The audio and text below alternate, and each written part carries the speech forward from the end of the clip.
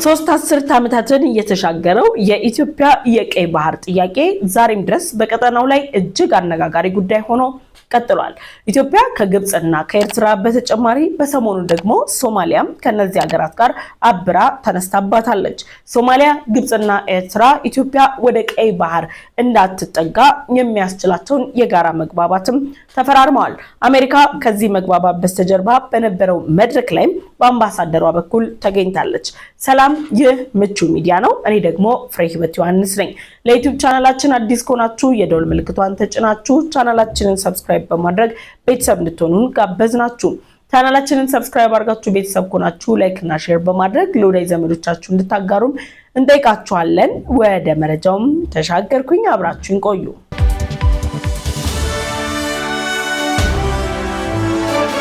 ባለፉት 3 አስርት ዓመታት ኢትዮጵያ ከቀይ ባህር በውስጣዊና በውጭ ኃይሎች አማካኝነት ርቃ ቆይታለች። ኢትዮጵያ የቀይ ባህር አካል የነበረች አሰብ ወደብን በባለቤትነት ስታስተዳድር የነበረና ከወደቡን በተጨማሪ የነዳጅ ማጣሪያን ጭምር በመገንባት በምስራቅ አፍሪካ ብሎም በአፍሪካ ቀንድ ላይ ግንባር ቀደም እንደነበረችም የሚታወስ ነው። ታዲያ በተለያዩ የፖለቲካ ሴራዎችና በኤርትራ መንግስትና አገር ውስጥ ባለው ዛሬም ድረስ የኢትዮጵያ ጠላት በመሆን ሀገርን ለማፍረስ በሚንቀሳቀሰው የህወሓት አመራሮች አማካኝነት ኢትዮጵያ የአሰብ ወደብና ሌሎች የቀይ ባህር መዳረሻዎቿን ካጣች 3 አስርት ዓመታትም ተቆጥረዋል። ታዲያ ከቅርብ ጊዜ ወዲህ ኢትዮጵያ እያደገ የመጣው የህዝብ ቁጥሯንና ኢኮኖሚዋን መነሻ በማድረግ ባላት ጂኦግራፊያዊ አቀማመጥ አማካኝነት ወደ ቀይ ባህር በመግባት ከዓለም አቀፉ ማህበረሰብ ጋር ለመገናኘት ያቀረበችው ጥያቄ በኤርትራ በግብጽ ተቃውሞን አስነስቷል። ከኤርትራና ከግብጽ በተጨማሪ በቀጠናው ላይ የሚገኙ ሀገራትም ደግሞ ሐሳባቸውን ሲሰጡ ቆይተዋል።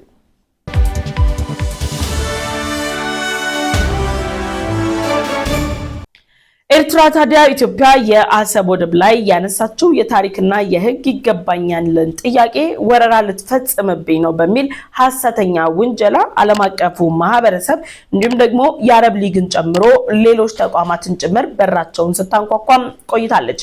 ኤርትራ ባገኘችው አጋጣሚ ሁሉ ኢትዮጵያን የወራሪና ጦርነት ፈጣሪ የሚል ስያሜ ልታሰጣት ብትጥርም በምትኩ ደግሞ ኢትዮጵያ በዓለም አቀፉ ማህበረሰብ ፊት ለፊት በመቆም የቀይ ባህር ጥያቄዋ በሰላማዊ ፍትሃዊ በሆነና ዲፕሎማሲያዊ በሆነ መንገድ የሚከናወንና ምላሽ ሊሰጠው የሚገባ ጉዳይ መሆኑን ጭምር አስመስክራለች።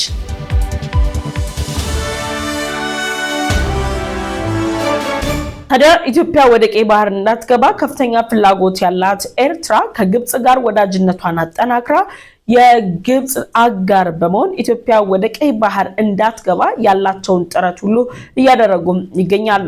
በ3 ዓመታት ውስጥ የኢትዮጵያን የቀይ ባህር ጥያቄ ከአሰብ ወደብ እስከ በርበራ ወደብ ሲቃወሙ የቆዩት ኤርትራና ግብጽ አሁን ላይ ደግሞ ሙሉ ለሙሉ የኢትዮጵያን የቀይ ባህር ጥያቄን ውድቅ በማድረግ አይደለም በአሰብ ወደብ ይቅርና በበርበራ ወደብ አማካኝነትም ኢትዮጵያ ወደ ቀይ ባህር እንዳትገባ ሶማሊያን አሳትፈዋታል።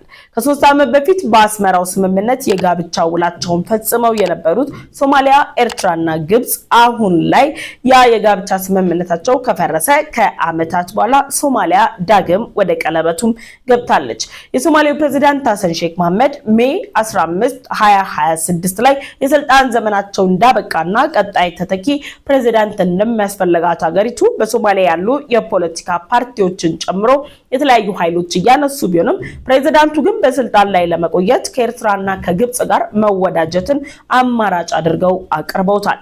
የሶማሊያው ፕሬዝዳንት ሐሰን ሼክ መሐመድ ኢትዮጵያ የበርበራ ወደብን በመጠቀም ወደ ቀይ ባህር ከምትገባ ይልቅ የቦሳሶ ወደብን ሰጥተናችሁ በህንድ ውቅያኖስ ላይ እንደፈለጋችሁ መንፈላሰስ ትችላላችሁ፣ ከንግድ ጨምሮ ሌሎችንም ማድረግ ትችላላችሁ የሚል ፍቃዳቸውንም መስጠታቸው የሚታወስ ነው። ኢትዮጵያ ወትሮንም ቢሆን ወደ ህንድ ውቅያኖስ የሚያስገባት የባህር አማራጭ ከኬንያና ከደቡብ ሱዳን ጋር በመሆን ለሙ ፖርትን አቋቁማ እንቅስቃሴ መጀመሯ የሚታወስ ነው። ታዲያ ኢትዮጵያ የጀመረችውን እንቅስቃሴ ተከትሎ ሶማሊያ ከግብጽና ከኤርትራ ጋር በተጣመረችበት የአሜሪካው አምባሳደር በተገኙበት በካይሮ ቤተመንግስት ላይ አዲስ የጋራ መግለጫ ይፋ ሆኗል።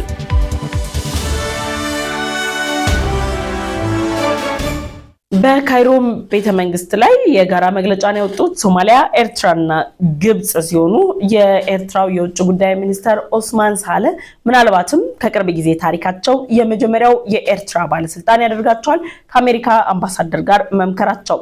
የአሜሪካ የአፍሪካ ቀንድና የአረብ ሀገራት የዶናልድ ትራምፕ አማካሪ የሆኑት ሞሰድ ብሉስ በተገኙበት የጋራ መግለጫቸውና የጋራ አቋማቸውን ያዙት እነዚህ ሶስት ሀገራት ኢትዮጵያ ወደ ቀይ ባህር እንዳትገባ የሚያስችል መግባባት ላይ ደርሰናል ቢሉም አሜሪካ ከነሱ ጋር በመድረኩ ብትገኝም ኢትዮጵያን ግን የቀይ ባህር ስትራቴጂካዊ አጋሯ አድርጋ ከአፍሪካ ቀንድ ከሚገኙ ሀገራት መካከል ተመራጭ ማድረጓ የሩቅ ትውስታ ሳይሆን የቅርብ ጊዜም ትውስታ ነው። የአፍሪካ የአሜሪካ እዝ አዛዥ የሆኑት ጀነራል ዳግቪን አንደርሰንን ጨምሮ ሌሎች የአሜሪካ ከፍተኛ ባለስልጣናት በተደጋጋሚ ኢትዮጵያ ድረስ በመሄድ የኢትዮጵያን የቀይ ባህር ስትራቴጂካዊ አጋርነትም አረጋግጠዋል። ኢትዮጵያን የቀይ ባህር ስትራቴጂካዊ አጋሯ ያደረገቻት አሜሪካ የኤርትራን የቀይ ባህር መዳረሻዎች ላይ ያሏትን ፍላጎቶች ይታወቃሉ። ኤርትራ ምንም እንኳን በአሜሪካ እይታ ውስጥ ብትገባም ያላት ፖሊሲ፣ የውጭ ግንኙነት፣ የኢኮኖሚ ሁኔታ፣ የደህንነትና የጸጥታ ጉዳዮች አሜሪካ እንደ ልቧ ገብታ የጦር ሰፈር እንድትገነባ ወይም ደግሞ በአሰብ ወደብና በሌሎች የቀይ ባህር መዳረሻዎች ላይ እንቅስቃሴን እንድታደርግ የሚያስችሏት እንዳልሆኑም የሚታወቅ ጉዳይ ነው። ታዲያ ሶማሊያ አሁን ላይ በዚህ ትብብር መግባቷን ተከትሎ አሜሪካ ሙሉ ለሙሉ በሶማሊያ ላይ ፊቷን እንድታዞርም የሚያስችላት ነው። አሜሪካ የራስ ገዟ ሶማሊላንድን የሉዓላዊ ሀገርነት እውቅናን ከሚደግፉና በቀጣይም እውቅና ትሰጣለች ተብላ ከምትጠበቅ ሀገር መካከል በቀዳሚነት የምትቀመጥ ነች። ታዲያ አሜሪካ የሉዓላዊ ሀገርነት እውቅናን በመስጠት የጦር ሰፈሯንና የባህር ኃይሏን ለማቋቋም የምትንቀሳቀስበት የበርበራ ወደብ ላይ ኢትዮጵያ መግባት አትችልም፣ ኢትዮጵያ ወደዛ ቀጠና ድርስ እንዳትል የሚል የጋራ አቋም ግብጽ፣ ኤርትራና ሶማሊያ መያዛቸውን እንዲሁ በዝምታ የምትመለከተው ብቻ ሳይሆን በአሜሪካ ሉዓላዊነት ላይ የተደቀነ አደጋ አድርጋ በመውሰድ በእነዚህ በሶስት ሀገራት ላይ እርምጃ ልትወስድባቸው እንደምትችልም ይነገራል። አሜሪካ የራስ ገዟ ሶማሊላንዱን የበርበራ ወደብን በመጠቀም በኢራንና በየመኑ ሁቲ ቡድን ላይ ለምትወስደው ብልጫ ዋነኛ ስትራቴጂካዊ አጋር አድርጋ የምትጠቀማት ኢትዮጵያ መሆኑ ይታወቃል። ታዲያ ከኢትዮጵያ በተቃራኒ በመቆም ኤርትራ፣ ግብጽና ሶማሊያ በጋራ በመሆን ኢትዮጵያ ወደ ቀይ ባህር እንዳትገባ የተለያዩ ጥረቶችና እርምጃዎችን እንደሚያደርጉ ጭምር ገልጸዋል። የቀይ ባህሩ ጉዳይ እንዳለ ሆኖ ግብጽ በሰሞኑን በኢትዮጵያ ላይ የህዳሴ ግድቡንና የአባይ ውሃን በተመለከተም ተደጋጋሚ ክሶችን እያቀረበች ትገኛለች።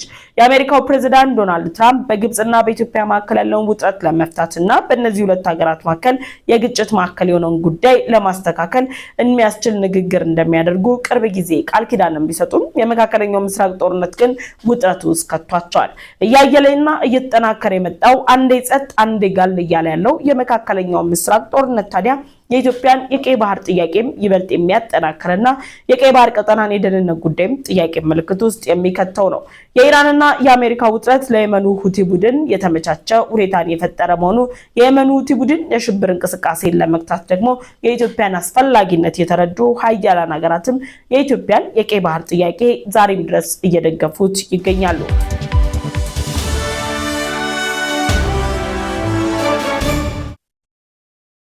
አሁን ባለው የአፍሪካ ቀንድ ሁኔታ ላይ ታዲያ አሜሪካ ከኢትዮጵያ ጎራ ላይ ብትሰለፍም ካሏት ብሔራዊ ፍላጎቶች አንፃር ከኤርትራና ከግብጽ ጋር አጋር ልትሆን ትችላለችም ተብሎም ይነገራል።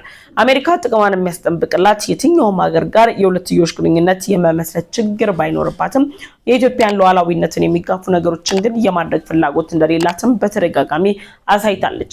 አንደኛውና መሰረታዊ ጉዳይ ታዲያ የኢትዮጵያን የቀይ ባህር እንቅስቃሴን በመደገፍ ኢትዮጵያ ወደ ቀይ ባህር በመምጣት በቀይ ባህር ላይ የሚንቀሳቀሱ አማጽያንና የሽብር ቡድኖችን በጋራ ለመከላከል የሚያስችል ስምምነት ላይ መድረሳቸው ነው።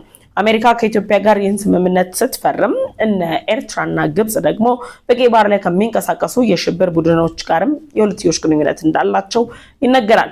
እነዚህ ምክንያቶች ብቻ የኢትዮጵያን የቀይ ባህር ጥያቄ ኢትዮጵያ እያነሳች ባለችበት ሁኔታ ላይ አሜሪካ አትደግፍም ማለትም እጅግ የማይታሰብ ነገር ነው። ግብጽ፣ ኤርትራና ሶማሊያ የሶስትዮሽ የጋራ አቋም መግለጫ ቢያወጡም ኢትዮጵያ ግን አሁንም የቀይ ባህር ጥያቄዋን አጠናክራም ትቀጥላለች። የምቹ ሚዲያ ነው። አብሬያችሁ ቆይታ ያደረኩት ደግሞ እኔ ፍሬህይወት ዮሐንስ ነኝ። ለዩቲዩብ ቻናላችን አዲስ ከሆናችሁ የደወል ምልክቷን ተጭናችሁ ቻናሉን ሰብስክራይብ በማድረግ ቤተሰብ እንድትሆኑ ጋበዝኳችሁ። ቻናሉን ሰብስክራይብ አድርጋችሁ ቤተሰብ ከሆናችሁ ላይክ እና ሼር በማድረግ ለወዳጅ ዘመዶቻችሁ እንድታጋሩም እንጠይቃችኋለን። በቀጣይ በሌሎች ዝግጅቶች ተመልሰን እንመጣለን። በሌሎች የማህበራዊ ሚዲያ ትስስር ገጾቻችንም ላይ ተደራሽነታችንን በማስፋት ላይ በመሆናችን የፌስቡክ እንዲሁም ደግሞ የቲክቶክ አካውንታችንን ምቹ ሚዲያ በማለት እንድትከታተሉ ጋበዝኳችሁ። ቸር ቆዩ።